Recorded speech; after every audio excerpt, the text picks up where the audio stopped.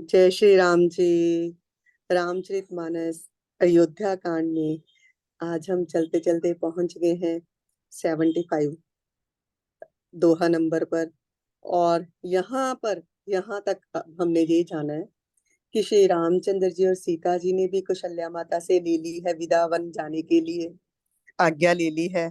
और सुमित्रानंद लक्ष्मण जी ने भी आकर राम जी से विनती की है और अब गए हैं अपनी माता सुमित्रा से और अपनी पत्नी से आज्ञा लेकर भागे हैं वहां से कि कहीं इन दोनों में से किसी का मन ना बदल जाए। और भागे हैं कि कोई विघ्न ना आ जाए। ऐसे भागे हैं जैसे कोई हिरन न कठिन फंदे को तुड़ाकर भाग निकला हो कि आज्ञा मिल गई है तो अब मैं चलूं। और देखते हैं आगे कैसे चलते हैं वो श्री राम और सीता के बहुत खूब, साथ जी। बहुत खूब। गए लखन जहाँ जानकी नाथू, भी मन मुक्त पाई प्रिय साथू। बंदी राम सिय चरण सुहाए, चले संग नृप मंदिर आए। कहि परस्पर पुर नर नारी, भली बनाई विधि बात बिगारी। तन कृस मन दुख बदन मलीने, बिकल मन माखी मधु छीने। करमी जहि सिरु धुनि पछिताही, जनु बिनु पंख बिहग अकुलाही। भई बड़ी भीर भूप दरबारा, बरनि न जाई विषादु अपारा। सचिव उठाई राउ बैठारे, कही प्रिय बचन राम पग धारे। सिय समेत दो तने निहारी, व्याकुल भयन भूमि पति भारी। सिय सहित सुत सुभग दो, देखी देखी अकुलाई। बार ही बार स्नेह बस, राउ ले उर लाई। सियावर राम जय जय राम। सकई न बोले बिकल नर नाहु, शोक जनित उर दारुन दाहु। नाई सी सुपद अति अनुरागा, उठी रघुबीर पिता तब मांगा। पितु असीस आय सुमोहि दीजे, हर्ष समय बिसमौ कत कीजे। तात किए प्रिय प्रेम प्रमादु, जसु जग जाई होई अपबादु। सुनि स्नेह बस उठी नर नाहा, बैठा रे रघुपति गहि पाहा। सुनहु तात तुम कहु मुनि कहनी, राम चराचर नायक अहनी। शुभ अरु अशुभ करम अनहारी, ईसु ईसु देई फलु हृदय विचारी। करई जो करम पाव फल हो सोई, निगम नीति असि कह सब कोई। और करे अपराध को, और पाव फल भोगु। अति विचित्र भगवंत गति, को जग जाने जोगु। सियावर राम जय जय राम, मेरे प्रभु राम जय जय राम। लक्ष्मण जी चले गए हैं वहां पर जहां पर श्री राम जी जानकी जी के साथ थे। और लक्ष्मण जी तो बहुत प्रसन्न है अब कि अब प्रभु मेरे को अपने साथ लेके जा रहे हैं। और वह उनके साथ राजभवन में चल दिए। इधर अब तुलसीदास जी ना नगर के स्त्री पुरुषों की मन की व्यवस्था का वर्णन कर रहे हैं कि नगर के स्त्री पुरुष आपस में कह रहे हैं कि कहाँ आज राम को राज तिलक होना था और कहाँ उसे उन्हें वनवास मिल रहा है। सब उदास हैं, व्याकुल हो गए हैं। जैसे शहद की मक्खियों ने शहद का छत्ता बनाया ना, तो उसमें कितना शहद इकट्ठा करती हैं। तो किसी ने आकर उस शहद के छत्ते में से सारा शहद निचोड़ लिया और मक्खियां व्याकुल जैसे फिरती हैं। तो वही दशा तुलसीदास जी लिख रहे हैं इस समय अयोध्या वासियों की हो रही है। सब हाथ मल रहे हैं, सिर धुन कर पछता रहे हैं। ऐसा है जैसे बिना पंख के पक्षी व्याकुल हो रहे हैं। अपार विषाद जो है अयोध्या में छाया हुआ है। राजद्वार पर बड़ी भीड़ हो रही है। और श्री रामचंद्र जी जो हैं माता से आज्ञा लेकर चल दिए हैं पिताजी की ओर, कैकेयी के राजभवन की ओर, जहां पर राजा दशरथ कोप भवन में लेटे हुए हैं। और जब देखा है कि श्री रामचंद्र जी पधारे हैं, सुमंत्र जी ने ये बात कही है राजा दशरथ से और राजा को बिठाया है। जब राजा ने देखा है सीता और दोनों पुत्र तैयार हो गए हैं वन में जाने के लिए, तो व्याकुल हो उठे हैं राजा, और देख देख कर अकुला रहे हैं, बारंबार उन्हें पकड़ पकड़ कर हृदय से लगा रहे हैं। बोल नहीं सकते, हृदय में इतना शोक है, इतना संताप है, और उसके कारण जो है वाणी अविरुद्ध हो गई है। आए हैं श्री रामचंद्र जी, प्रेम से चरणों में सिर निवाया है पिता के, और विदा मांगी है कि पिताजी मुझे आशीर्वाद और आज्ञा दीजिए। ये तो हर्ष का समय है कि मैं वन जा रहा हूँ, और आप शोक क्यों कर रहे हैं? ऐसा मत कीजिए, कर्तव्य कर्म में त्रुटि अगर रह जाएगी तो आपका सारा जश जो है खत्म हो जाएगा। राजा इतने विषाद में डूबे हैं, बिठाते हैं, पकड़ रहे हैं राम को, और अपने पास बिठा रहे हैं, और कहते हैं कि हे राम, तुम सुनो, मुनि लोग तो कहते हैं कि तुम चराचर के स्वामी हो, तो शुभ शुभ जो कर्म है उनके अनुसार ईश्वर जो फल देता है, तो किसी और के शुभ कर्मों का फल तुम क्यों भोगना जा रहे हो? वेद की नीतियां ऐसे ही बना बना कर बातें राजा कुछ कह रहे हैं राम से, कि अपराध तो कोई और कर रहा है, अपराध तो मेरा है जो मैंने माना था कैकई को वर देने के लिए, और उस दोष का दंड तुम भोगने जा रहे हो। तो कैसे इस जगत की लीला का पता चले? तुम तो प्रभु हो, मुझे ये बताओ। बहुत सी बातें करी हैं राजा ने, पता नहीं चल रहा क्या कहना चाहते हैं और क्या बोल रहे हैं, क्योंकि विवेक तो छोड़ ही दिया है ना बुद्धि ने, बुद्धि तो छूट गई कि बस यही विषाद है जो हावी हो चुका है राजा के ऊपर, कि अब पुत्र मेरा वन में जा रहा है, और याद आ रहा है बार बार श्रवण कुमार के माता पिता का दिया हुआ श्राप कि पुत्र वियोग में ही राजा, तुम भी ऐसे ही पुत्र वियोग में ही मरण को प्राप्त होगे। अब यही आगे देखते हैं क्या कहते हैं राजा दशरथ जी।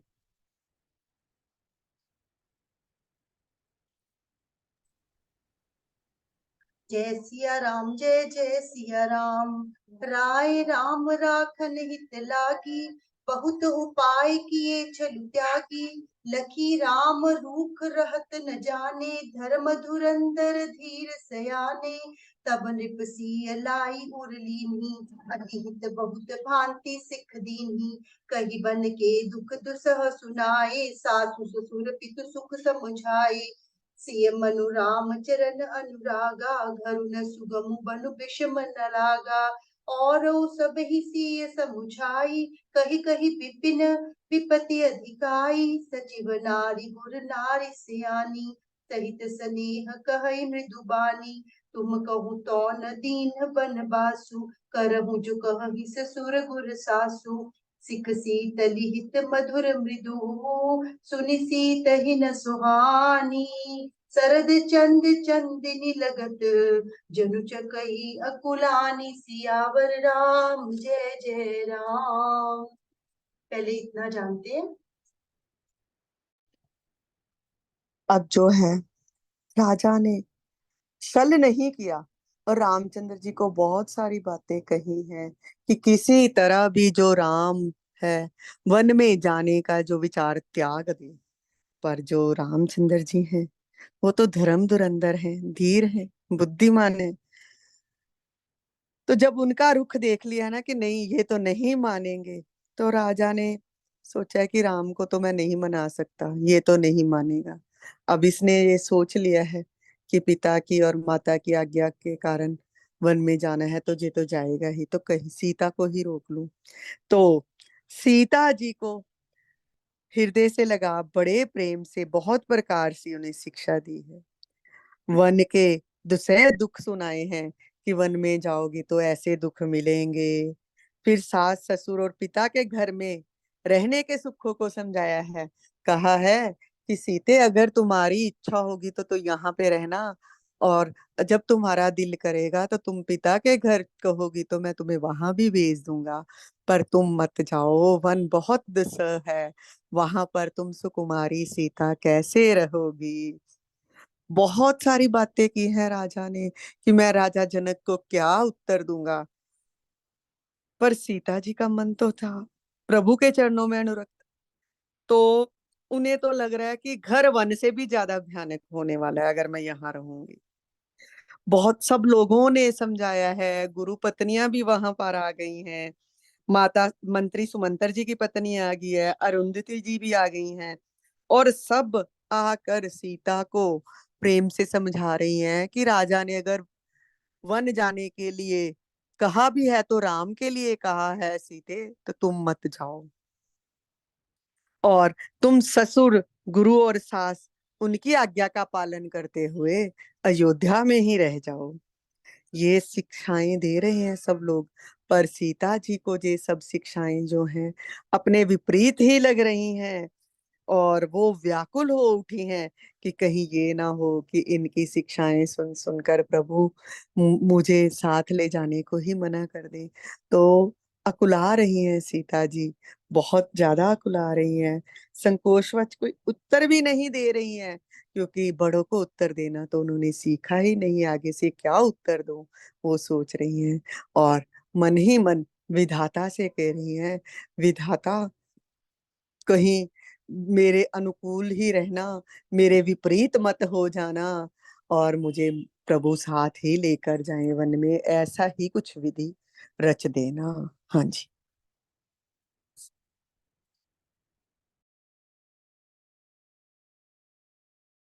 सियावर राम जय जय राम, मेरे प्रभु राम जय जय राम। सिय सकुच बस उतर न देई, सो सुनी तम की उठी कैकेयी। मुनिपट भूषण भाजन आनी, आगे धरि बोली मृदुबानी।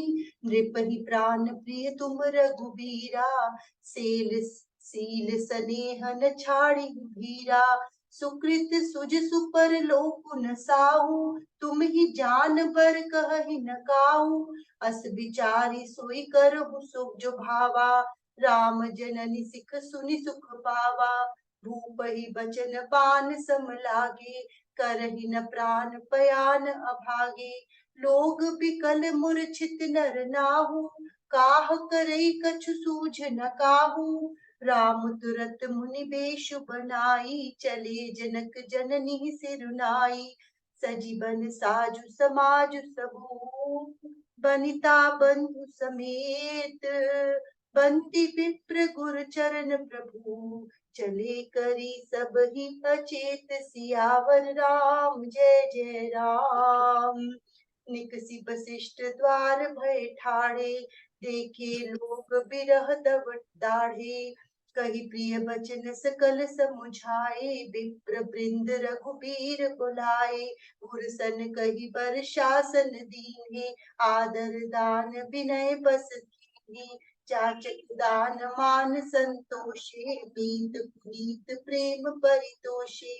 दासी दास बोलाई बहोरी, पुरहि सौंपी बोले कर जोरी।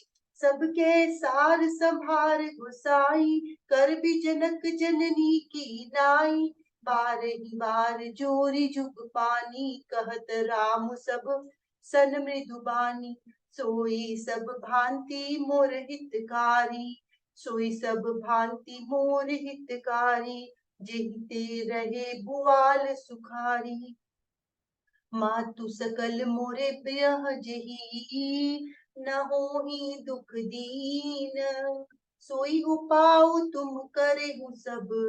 पुरजन परम प्रवीण, सियावर राम जय जय राम। मेरे प्रभु राम जय जय राम। सीता जी को सब शिक्षाएं दे रहे हैं कि पुत्री तुम वन में मत जाओ, रुक जाओ यहीं पर। और सीता जी संकोचवश कोई उत्तर तो दे नहीं रही, और मन ही मन विधाता से मना रही है कि कुछ तो करो। और जब सीता जी ऐसा ही विधाता से प्रार्थना कर रही है, तो तभी कैकई तमक उठी है, बोल उठी है कैकई माता, और लाकर ना मुनियों के वस्त्र आभूषण, माला, मेखला, बर्तन, कमंडल श्री रामचंद्र जी के पास रख दिए हैं, आगे लाकर रख दिए हैं कि पुत्र ये तो ऐसा ही सब करते रहेंगे, ऐसा ही बोलते रहेंगे, और सीते ये उतारो राजसी वस्त्र तुम भी, और राम ये उतारो और ये मुनियों के वस्त्र कमंडल मेखला लो और वन की ओर गमन करो। ये राजा तो तुम पर अपना शील और स्नेह नहीं छोड़ेंगे और तुम्हें वन में जाने के लिए कभी भी नहीं कहेंगे। चाहे ये राजा का पुण्य सुंदर यश लोक और परलोक का सब यश भी समाप्त हो जाए, तब भी ये नहीं चाहेंगे कि तुम वन की ओर जाओ। तो इसीलिए तुम्हें जो अच्छा लगे तुम वही करो। श्री रामचंद्र जी ने जब से सुना ना माता ने ऐसा कहा, तो वो तो प्रसन्न है, उनके हृदय में तो कोई विषाद की रेखा भी नहीं आई।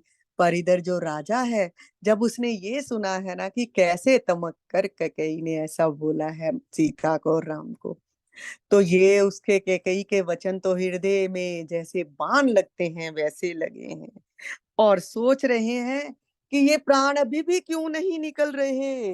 मूर्छित हो गए हैं राजा, और लोग व्याकुल हो उठे हैं। किसी को भी अब नहीं सूझ रहा क्या कहें।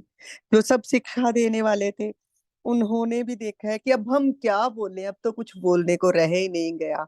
हम तो समझा रहे हैं सीता को कि तुम मत जाओ, और ऐसा कैकेयी ने कह दिया है, अब हम कैसे सीता को भी समझाएं। श्री रामचंद्र जी ने तुरंत कैकेयी के दिए हुए वस्त्र लिए हैं, मुनि का वेश बना लिया है, और माता और पिता को सिर नवाकर चल दिए हैं। वन का सब सामान लेकर, जो वन में चाहिए तपस्वियों को, जो वन में सामान ले जाने की आज्ञा है वही लिया है श्री राम ने। और सीता और भाई लक्ष्मण सहित ब्राह्मण और गुरु के चरणों की वंदना करके कहते हैं, सबको अचेत कर कर चल दिए, क्योंकि राम आता है तो चेतना जाग जाती है, चेतना जाग जाती है, और जब राम चले जाते हैं तो जो है अचेत हो जाता है प्राणी। तो यही यहाँ पर तुलसीदास जी कहते हैं कि राम सीता और जानकी जो है वन की ओर चलने के लिए निकल दिए हैं राजभवन में, और सब वहां पर अचेत हो गए हैं। राजमहल से निकले हैं तो बाहर देखा है कि गुरु वशिष्ठ जी खड़े हैं, और उन्होंने प्रिय वचन कहकर सबको समझाया है। जो अचेत हुए हैं तो उनको चेतना कौन प्रदान करेगा, गुरु ही प्रदान करेंगे ना। तो यहीं पर तुलसीदास जी लिखते हैं कि गुरु वशिष्ठ जी वहां पर दरवाजे पर खड़े हैं, उन्होंने सबको समझाया है। और फिर श्री रामचंद्र जी ने क्या किया, ब्राह्मणों की मंडली को बुलवाया है, और गुरु जी से कहकर उन सबको वर्ष एक एक साल का भोजन दे दिया है।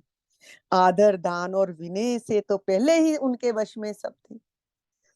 जाचकों को दान मान और संतुष्ट देकर मित्रों को भी पवित्र प्रेम से प्रसन्न किया है, अपने दास दासियों को बुलाया है और गुरुजी को सौंप कर कहा है, हे गुरुदेव, आप इन सब की माता पिता के समान देख रेख करते रहिएगा। ये मेरे दास और जो दासियां हैं ये मेरे लिए भी प्रिय हैं, तो आपके सहारे ही इनको छोड़कर जा रहा हूँ।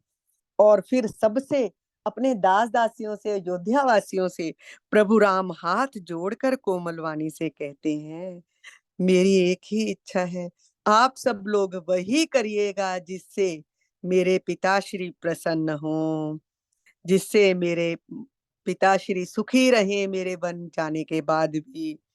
हे परम चतुर पूर्वासी सज्जनों, आप लोग सब वही उपाय करिएगा जिससे सब मेरी माताएं भी सुखी रहें, उन्हें मेरे विरह का दुख ना सताए। आप वही मेरा प्रियजन होगा जो मेरे माता और पिता को मेरे बिना भी सुखी रखने की ही कोशिश करेगा। ये सब श्री राम जी ने कहा है, और फिर चल दिए हैं वन की और। हाँ जी। आज इतना ही करें, कल आगे चलते हैं।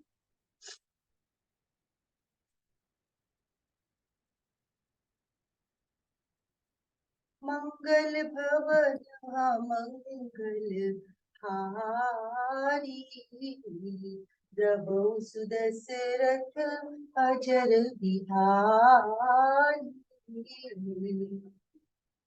सियावर रामचंद्र महाराज की जय।